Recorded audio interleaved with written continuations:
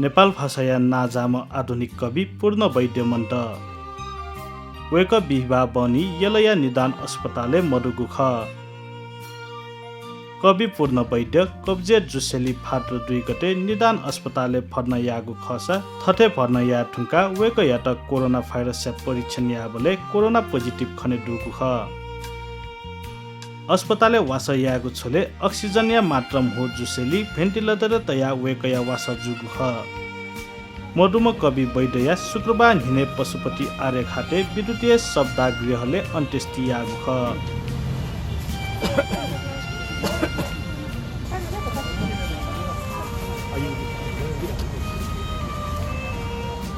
वेकल corona virus विरुद्ध या निगुली मात्रा खोप तक कयादी ठुङ्कुकुदु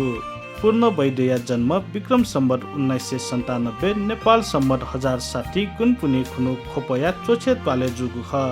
वेकल सरासु ललख लगायत सफु पिथना दिगुदु छु दन्ह वेकया ललख चिनख सफुया अंग्रेजी भाषा अनुवाद जुया पिहा वगुख